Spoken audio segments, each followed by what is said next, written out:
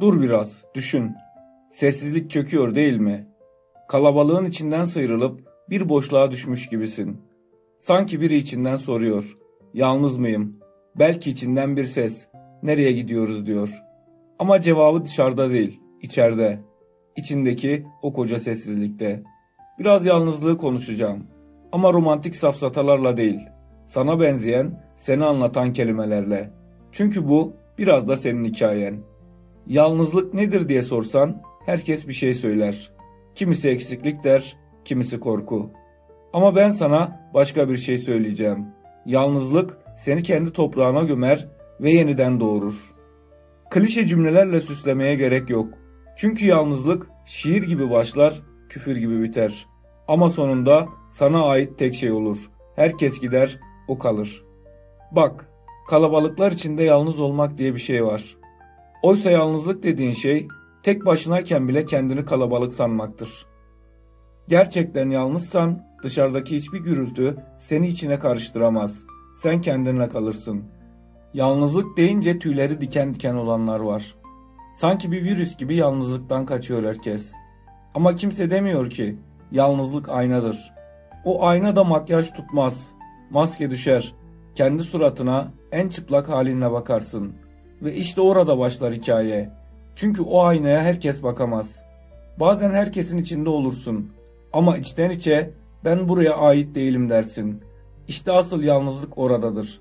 Seslerin arasında kendi sesini duyamamaktır. Ama bir noktadan sonra yalnızlık sana bir şey fısıldar. Sen, sadece sen varsın ve bu sana yeter. Bazen geceler geçmez. Yalnızlık ensende bir gölge gibi dolanır. Ama işte o gölge aslında senin. Yalnızlık bazen can yakar geceleri. Sessizliği iliklerine kadar hissedersin. Senin acıların, senin geçmişin, senin suçların. Ama işte o an, o en karanlık an, içindeki ışık yanar. Çünkü seninle kalanın sadece sen olduğunu öğrenirsin. Gidenler olur, konuşmayanlar olur. Siktir et hepsini. Bazıları sabredemez. Kendiyle bir dakika kalmaya katlanamaz. Çünkü bilir, kendisiyle yüzleşirse dağılır. Ama sen dağılmayı göze aldıysan doğru yoldasın. Çünkü dağılan yeniden kurulur. Yalnızken atılan bir kahkaha, kalabalıkta edilen sahte sohbete milyon basar. Çünkü o kahkaha sensindir. Sade, sahici, filtresiz. İşte o zaman anlarsın. Gerçek muhabbet başkalarıyla değil, kendinle başlar. Kalabalık seni alkışlar ama unutur. Yalnızlık seni döver ama adam eder. Dışarısı alkışlarla dolu bir tiyatro. Ama içeride, yani senin içinde gerçek bir seyirci var. Yalnızlık bir boşluk değil aslında. Bir temizliktir.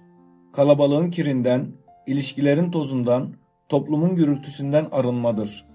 Zannettiğin şeylerden soyunup sen olduğun şeye dönüşmektir. Zor bir yolculuktur bu. Ama değer. Yalnızken başkasının gözüne girme derdin yoktur. Birilerini mutlu etmeye çalışmazsın. Rol yok, oyun yok. Kendinle kalırsın. Kendinle hesaplaşırsın. Ve bilirsin, bu hesaplaşma kanlıdır. İçinden geçmek cesaret ister. Ama sonra içinde bir ses fısıldar. Sen buradasın. Hala ayaktasın. Bu sana yeter. Yalnızlık seni büyütür. Kimseden medet ummazsın. Kendi omzuna yaslanırsın. Kimse yok ama sessizlik var.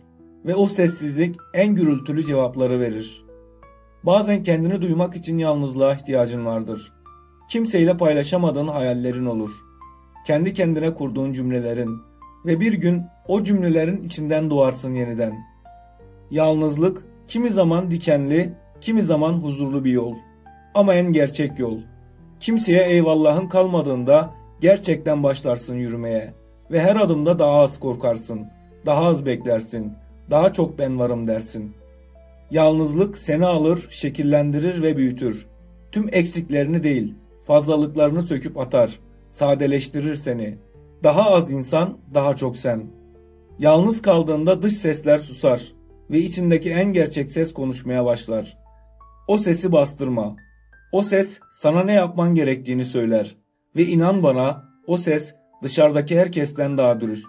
Biri seni terk ettiyse bırak gitsin. Kimi zaman terk edilmek özgürleşmektir. Kimse seni senin kadar tanıyamaz. Senin gözyaşını, Senin uykusuzluğunu, senin sessizliğini, senin kadar hissedemez. O yüzden kendini yalnız sanma. Sen sadece gerçek olmayanların gittiği bir evredeyken biraz sessiz kaldın. Yalnızlıkla barıştığında insanlar seni anlamamaya başlar.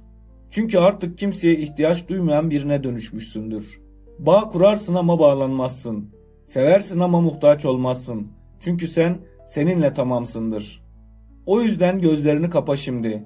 Derin bir nefes al. Ve de ki ben yalnızlığımla tamamım. Siktir et gidenleri. Siktir et kalabalığı. Bu yol seninle güzel.